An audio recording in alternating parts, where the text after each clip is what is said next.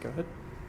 All right, Coach. Y'all won the series against Oklahoma Christian. It was a win from behind. How are you seeing this team shape up as the season continues, and just talk about their performance this weekend? Well, we had a rough trip, that's for sure. Went to UT Tyler and dropped all 3, and went to Texas Women's and lost 2 out of 3 there. So it was huge to be able to come back home and get Oklahoma Christian 2 out of 3. A really good program, really good team, 2 great pitchers, and we started off the series in a terrible way. Gave them a run in the first inning again, and ended up losing 6-1. But I was really proud of the way the girls bounced back and cleaned up the defensive mistakes and didn't give them anything. They had to earn everything the rest of the weekend. And Cheyenne Floyd was phenomenal again. Avery Gunther gave us 3 really good innings yesterday, and just had some big hits and some clutch moments to be able to win both of them at 4-1 in games 2 and game 3 to get that series, which was big.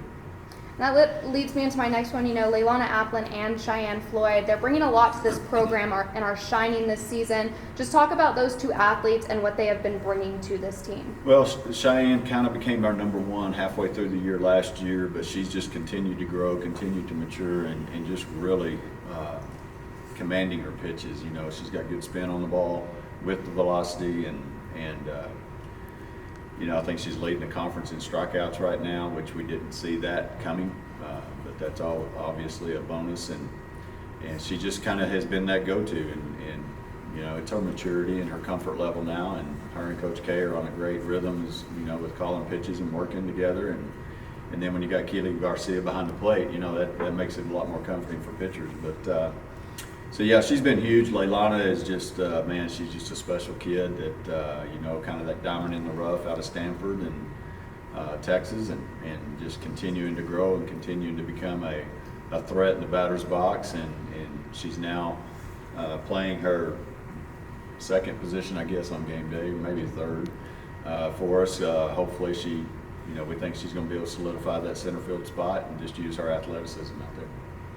And then next game, heading up to Eastern New Mexico, a team that's played good ball this season, but they've dropped their last 5, so they're definitely going to be looking for a win. What does this team need to continue to focus on in practice to get that road win? Well, when you talk about Eastern, you just got to look at their offensive numbers, man. They're really swinging the bat.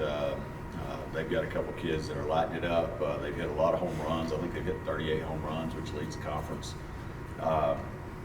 They didn't play the toughest of schedules at the beginning, but they've really played well against Lubbock Christian, St. Ed's, Cameron, I think they played. So they've been tested here lately with some good Lone Star teams, and they're struggling to get outs, but they're also making you work to get outs against them. So, we got to pitch, and again, we got to play defense. That's been our Achilles heel throughout this stretch of tough games, and if we can if we can play the way we did the last couple of games here and clean up that defensive stuff and not give people free runs, hopefully we can go out and out hit them, and it could be a slugfest. If that's what it takes, that's what it takes. But hopefully we don't give up too many and are able to break out the bats a little bit. Coach, this weekend, talking about how Eastern has been hitting the ball, and they've really just been hitting it hard, scoring a lot of runs, even through this slump. Is it going to be kind of what y'all have been doing, kind of a pitching by committee, like a game by committee type thing, or are you really going to lean on the pitchers that have more success? Obviously, we're going to ride Cheyenne, and give her the ball as much as we can, but at the same time, yes, if they start hitting her hard, or if she just doesn't have it that day, we've got the other 4 that we can go to and throw different looks at them. We didn't use Madeline Malco this weekend against Oklahoma Christian because they had so many left-handed hitters in the lineup that we just didn't think that was a good matchup for her, but we used the other 4. And, Tori had a good start. Again, we just make the big error that gave a run there in the first inning and put us behind the 8 ball, but she gave us 3 or 4 good innings, and then Amelia Hathorn comes in and gets them off balance. And the good thing that does is it kind of set up, we didn't start Cheyenne until game 2. It kind of sets up Cheyenne because everybody got to see Amelia, who is slower and spinny, and then here comes the hard stuff. So even if you're just trying to set up hitters for the future pitcher, if that makes sense. So trying to throw different looks, and then here comes another one with a different look, and it's constant adjustments for the hitters when we are in that mode. But you know, hopefully we have games like we did yesterday where Cheyenne just goes out and gives the ball and they'll give you 7 innings. You don't have to worry about changing pitchers. That's the ideal situation, but we'll always have them ready to go when necessary. And I know we've talked about your defense and your pitching a lot today, but on the offensive side, yeah, Eastern's going to be able to bring a lot to the table, but so can y'all. It seems like the bells can just turn on at any point, kind of like yesterday's game, that 4th inning. Just talk about your offense and what you've been getting Well, from we it. faced some really good pitchers lately. I mean, you know, UT Tyler has kids that can pitch. Then we faced LeBlanc at Texas Women's, who's one of the best pitchers in the country. And then you get after that, and you come home to Jill Dixon and Grace Anderson from Oklahoma Christian, who are 2 of the top pitchers. So we have faced a really good stretch of pitchers, and you know, and it can get frustrating. It can get in your head when you're not having success. So I was very proud of the way that you know, we're down 1-0 yesterday. Their kid hit a laser home run into the wind, and then Leilani hit an absolute massive shot into the wind that got out, and that kind of got us going. And then I think Keeley got a base hit too, and Aaron drew a walk, if I'm remembering correct, and then Laney Tanner, you know, just had a huge at-bat, hitting another triple into the gap that scored 2.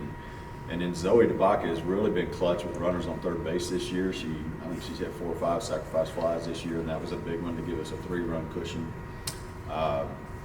So, you know, that was the only inning we scored, but we did have some other opportunities, and you know, and their kids made play. The third basemen are killing us right now. The Arias at UT Tyler just had a phenomenal series against us at third, and then Brooklyn Bain had a phenomenal series against us this past weekend from Oklahoma Christian at third base. We've hit some shots over there, and they keep making plays. So my only thing to the hitters is they just keep hitting it hard, and hopefully they miss one here and there. But yeah, third base defense has been our nemesis, but you know, there's not anything you can do about it.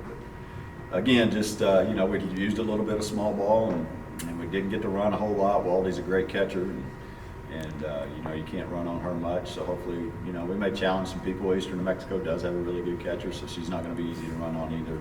But you know, looking forward to it. It's going to be cold up there, I think, but we haven't been up there since they've redone their facility. It's going to be a nice artificial field now that we haven't been up there since they've done that. So I personally am looking forward to that, because there's been years when you go to Eastern New Mexico, it wasn't a lot of fun to play up there.